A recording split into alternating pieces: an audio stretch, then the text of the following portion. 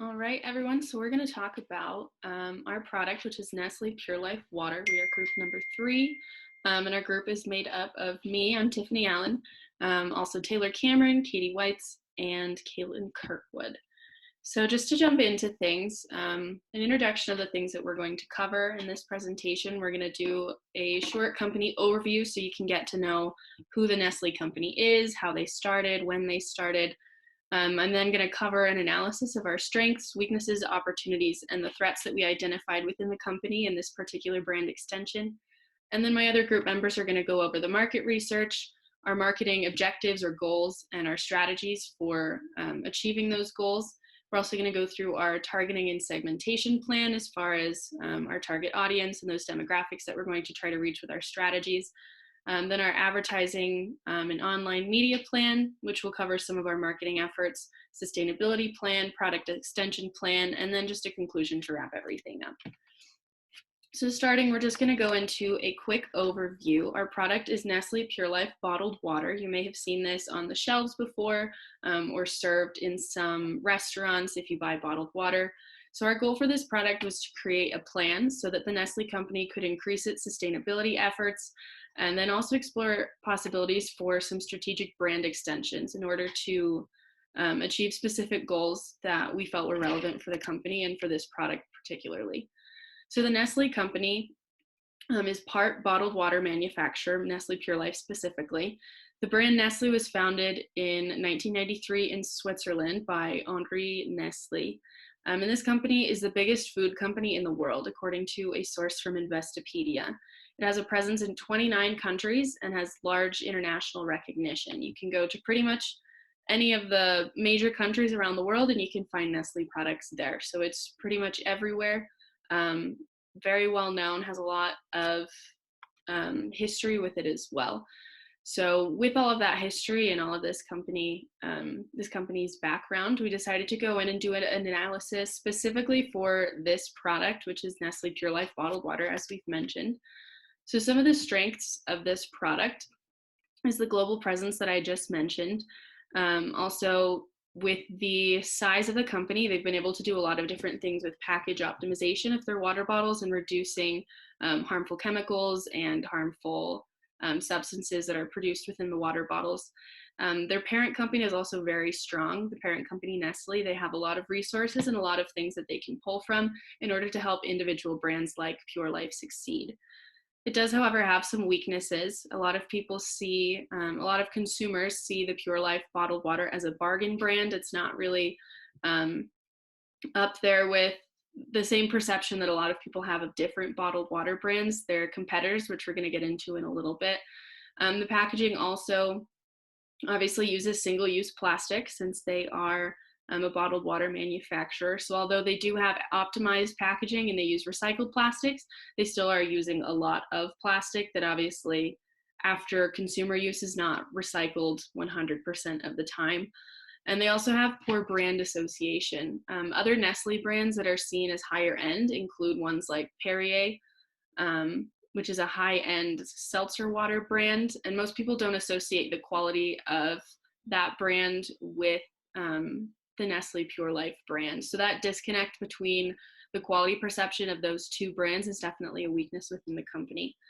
Opportunities, however, that we do have within this brand, all companies have the same opportunity right now to offer aid and assistance and participate in philanthropic work amidst the COVID-19 pandemic that we're in the midst of. So they have the opportunity to make donations or to do their part to get clean bottled water to people in other countries that might not have it or to essential workers. And there are also opportunities for co-branding. We're going to explore this a little bit later on, but there's the opportunity for this brand to sort of tie itself to some higher end brands to boost its reputation and help people increase their level of awareness of the Nestle Pure Life brand. And then just some threats from outside of the company. Obviously, competition is always a threat, those other water bottle brands that I mentioned earlier. There's also a challenging sales climate, especially right now. The economy is doing unprecedented things. And so just trying to adapt to those different rises and falls in the market is always a challenge. And then one of our threats also is being a less sustainable brand, just because of all the plastic use that I already mentioned. So that's definitely a threat since consumer trends are moving a lot more towards sustainability and responsibility regarding the environment. So now my next team member is going to go ahead and go into our market research and cover a couple of our different strategies and those things. So then here is Katie. Hi, I'm Katie. Next, we are going to look into our analysis of market research that we have done for Nestle Pure Life. We wanted to begin by looking into the different target markets. So who is buying Nestle Pure Life across the globe? We found that Nestle Pure Life is sold in 29 countries around the world, in Asia, the Middle East, Africa, the Americas, and Europe. Typically, 25 to 34-year-olds are the largest consumers of bottled water. Bottled water is typically consumed by people with more active or on-the-go lifestyles. It is the #1 consumed household beverage as of 2017. And finally, bottled water is not gender specific. Next, we wanted to do an analysis on Nestle Pure Life's direct competition. This is a huge factor for them, and so we wanted to do a little bit of looking and analysis into that. The first huge competitor that we found for Nestle Pure Life is Pepsi Company. So as you can see, Pepsi Company owns Aquafina, Propel, LifeWater, and Bubbly. This is among just a few of dozens of different brand extensions and products that they have that actually compete with Nestle Pure Life. So that's a huge competitor for Nestle Pure Life. The next huge competitor for Nestle Pure Life is the Coca-Cola Company. As you can see, the Coca-Cola Company owns Dasani, Vitamin Water, and Smart Water. Just similar to Pepsi Company, the Coca-Cola Company also has a ton of other brand extensions and other competitors other than just these few that are listed here. So another huge competitor for Nestle Pure Life. The next is Crystal Geyser, as well as Fiji Water, Evian, which is owned by Danone, and finally generic brands. And so generic brands include those different water bottle brands that you will see at grocery stores, convenience stores, gas stations, and more. And they include brands such as Kroger, Safeway Select, Great Value, and more. And although these are some of the biggest competitors for Nestle Pure Life, I will just note that Nestle Pure Life sees a lot more competition than just these listed on this slide. There are an immeasurable amount of water bottle companies worldwide, and so the population pool is definitely very dense for Nestle Pure Life. We also wanted to do a little bit of an analysis into brand extensions that Nestle Pure Life competes with. So luckily for Nestle as a whole, Nestle has a lot of different products in the water industry, including Perrier, San Pellegrino, Nestle Pure Life, of course, Deer Park, and the rest of these that you see listed. And so this is good for Nestle, the company as a whole, because, at least they have this differentiation and they have these different products, and ultimately that's strong. However, as we saw in the last slide, some of the biggest competitors such as Dasani, Crystal Geyser, and Aquafina, as you can see on here, these companies have their brand on different forms of water, so enhanced water as they call it, so sparkling water, fruit beverages, that type of thing. And the reason that this is an issue is because you see these big competitors, and immediately when you see, for example, Dasani sparkling water, you're associating that with Dasani regular water as well. And so that brand is in turn stronger and more recognizable, and as well as, of course, Crystal Geyser and Aquafina sparkling waters. And so the reason that we view this as a disadvantage is because when you see Nestle Pure Life, most people typically aren't associating it with San Pellegrino. And so this ultimately is harmful towards the brand because those just aren't being associated or connected like some of the competitors' brands are. Finally, for competition, we wanted to also look into indirect competition. So this indirect competition that we're speaking of includes reusable water bottles. And so I've listed a few of the most popular, including Hydro Flask, Yeti, Camelback, and Nalgene. Just like plastic water bottles, this is just among a few of many around the globe. And we view this as a competitor for Nestle Pure Life because these companies, as the world is beginning to start moving away from plastic and towards a more sustainable world, people are starting to use these instead of plastic water. And so essentially, a lot of that market share is starting to shift over towards these reusable water bottles. Um, this is an indirect competition for Nestle Pure Life. However, we do see this as potentially an opportunity, which we'll be talking about in later slides. Next, we'll be looking into our IMC objectives and strategy for Nestle Pure Life. So our first recommendation for Nestle Pure Life, or our first objective, is to increase sustainability efforts. And our idea for this campaign is entitled the Green Cap Campaign. So as you can see in the first photo, we have changed a Nestle Pure Life bottle to have a green cap. And essentially this is for the Green Cap campaign. And so we've redesigned the package to be able to kind of recognize the green cap immediately and to be able to recognize that there's a campaign or there's something going on. And essentially with this campaign, we are looking to recommend a turn-in cap program. And so essentially what this is people will buy Nestle Pure Life with these green caps, be able to recognize it immediately, and then be able to turn in these caps to different locations and send them in. And essentially, the reason that we want to do this is to encourage recycling and encourage sustainability, essentially. And so both the cap and the bottle will be recycled, but utilizing this green cap campaign we think can be really, really useful. And we're planning to incentivize this. And so as you can see on the far right, we have created a flyer, and essentially this is saying win 50% off of this limited edition hydro flask. And so by turning in 50 of the green caps, you will be able to receive a coupon to be able to for this promotional product, essentially. And so this is one example of how we will incentivize this. We also recommend other ideas, such as having sweepstakes and different giveaways for those that collect and turn in the 50 green bottle caps, just to improve this message and encourage people to want to participate. So our next IMC objective recommendation is to improve global brand perception. So to begin, we are recommending a co-branded bottle with Hydro Flask and Nestle Pure Life. So as you saw on the last promotional flyer on the last slide, we have created this Hydro Flask and Nestle Pure Life co-branded bottle. We think that this can be really useful because currently Hydro Flask is a competitor, and we think that by merging these two companies into a co-branding effort, it will, for one, increase brand perception and awareness. It will also help both of these companies to be able to go into each other's markets and ultimately just be able to mutually benefit off of each other. As you can see, we have included the same green cap that was on the Nestle Pure Life plastic water bottle, just to kind of have that similarity and have that same brand recognition. Our next recommendation to improve global brand perception is to have celebrity endorsements. And so essentially finding celebrities that influencers that support sustainability.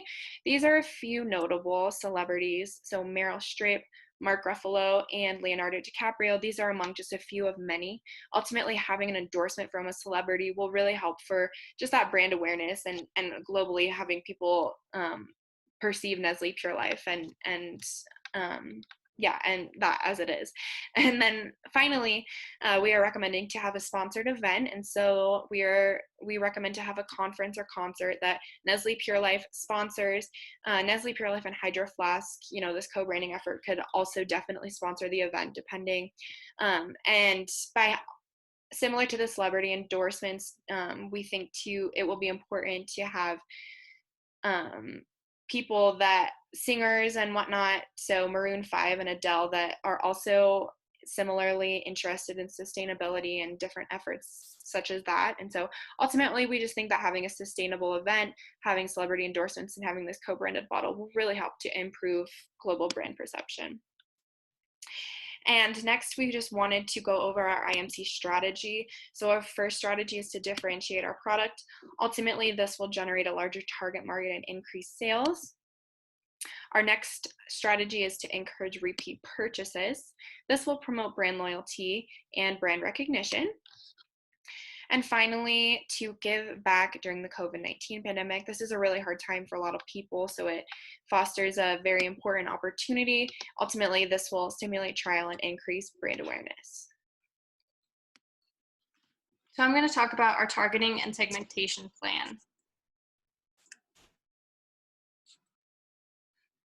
The business model for the bottled water industry is split 88% on retail sales and 12% on home and office delivery. Both of these are very important, but we need to focus more on retail sales, obviously, because that's the bigger portion, while still considering both target markets. The best way to do this is to use a combination of strategies when looking at segmentation. Geographic, psychographic, demographic, and behavioral, with an increased emphasis on sustainability. So the sustainability affects our biggest target market, which is the first one. So this is people ages 18 to 35, college educated, includes all genders, with usually middle to above average income. Our second specific target market are people who are technologically literate, so people ages 14 to 25, including all genders. This target market is really important because these people are usually seen as opinion leaders, and they have a lot of followers on Instagram, Facebook, whatever platform you prefer, and this can help create organic word of mouth for our product. Our third and last specific target market is people who are the head of their households. So people ages 28 to 40 that live in urban and suburban areas. And this is important because they usually make the purchase decisions for their household. Now I'm going to talk a little bit about our advertising and media plan. So our objective is to educate our target markets on sustainability efforts of our brand. Our strategy is to utilize billboards, ads in grocery stores to provoke word of mouth, as well as coupons. Our execution is to put a social media campaign in place on Facebook, Instagram, Twitter, as well as distributing coupons. Part of this advertising and media plan is this co-branding idea that we had. So Hydro Flask is really well known for being eco-friendly, reusable water bottles. It kind of diminishes the use of single-use plastics. So I think that would be really important for Nestle Pure Life to get involved in. It shows that they aren't just focused on their own brand, they're actually focused on the environment as well. So we created a mock-up of a unique Hydro Flask that could be part of this co-branding campaign, as well as putting green bottle caps on the Pure Life plastic bottled water. And if so many are turned in, you can get a coupon at hydroflask.com, which incentivizes consumers and gets them more involved. A second part of this is using social media. So I think we really need to get in that target market of these eco-friendly 18 to 25-year-olds that are more active. So here are some examples of what we could use on an Instagram story just to get people more excited about bottled water, because it's not the most exciting product, and just get it connected in their brains a little more, nature and their product. Last, I'm going to talk about our sustainability plan. So our sustainability and ethic plan is looking to help individuals and families, communities, as well as the planet. It'll help individuals and families by helping 50 million children lead healthier lives, offering tastier and healthier choices, inspiring people to lead healthier lives, and applying this nutrition knowledge.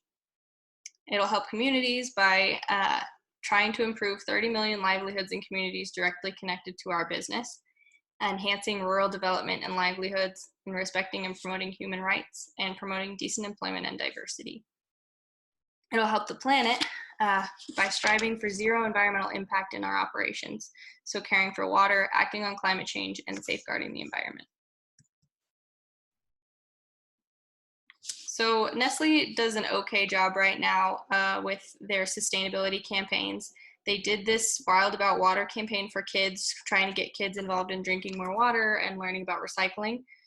But in some ways, it sends a conflicting message about the environment by drinking from single-use plastic. Nestle does have a couple ads about recycling, one that I'm going to show now.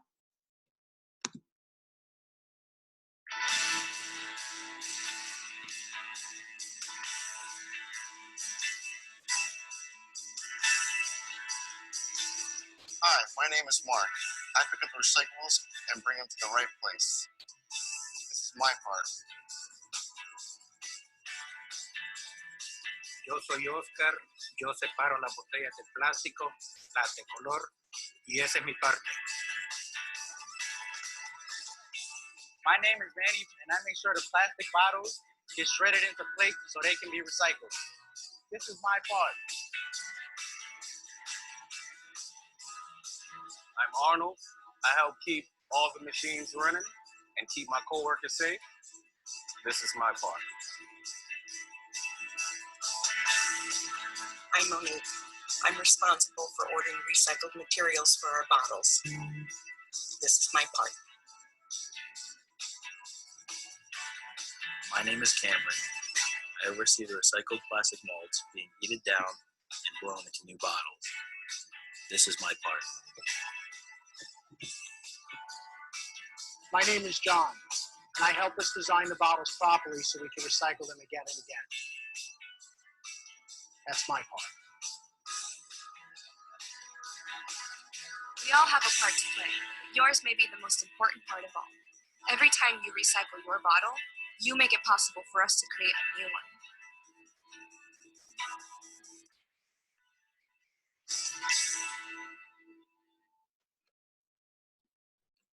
So as you can see, they have a couple branding items towards sustainability, but that's about it. It was really hard to find that ad, and the Wild About Water is kind of conflicting. So branding on sustainability in additional ways is really important.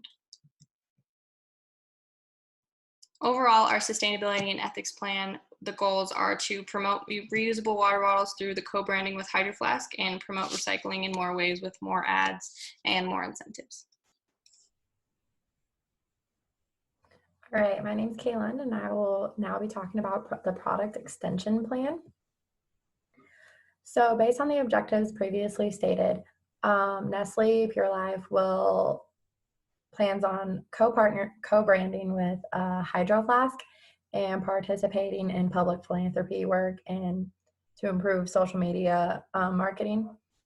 And with this, Nestle plans on taking more steps towards sustainability, and by partnering with Hydro Flask, it's encouraging the use of not purchasing plastic bottles as much, and then to develop new target markets. Hydro Flask is very popular with younger generations, and Nestle Pure Life currently is, more advertised towards your middle-aged soccer mom, and by partnering with Hydro Flask, it'll get the brand awareness out there more, and younger generations will be more interested in Nestle, or at least will recognize the brand more or know Nestle Pure Life more, for more than just the water that they got for their youth soccer tournament. In return, this is going to increase sales for both Hydro Flask and Nestle.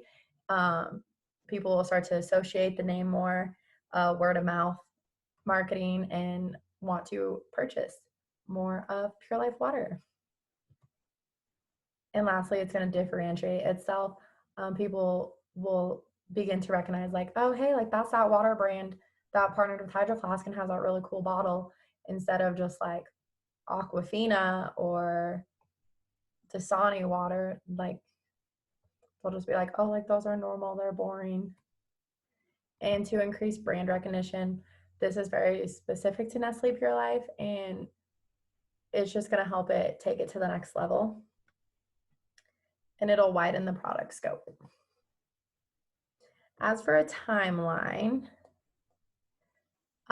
within the first quarter, we would like to schedule meetings with Hydro Flask and contract with Hydro Flask, get the design all done, get everything signed, a plan in place, begin the green cap manufacturing for the Nestle Pure Life water bottle, start packaging bottles with the green cap, begin to set up an advertising and marketing campaign, and plan summer events, pop-up booths,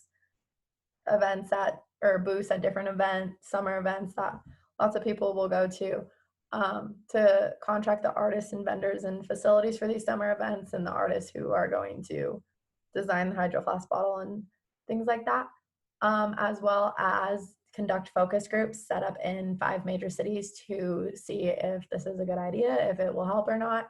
And then continue with monthly cross-functional team meetings just to gather feedback and see how everything is running along.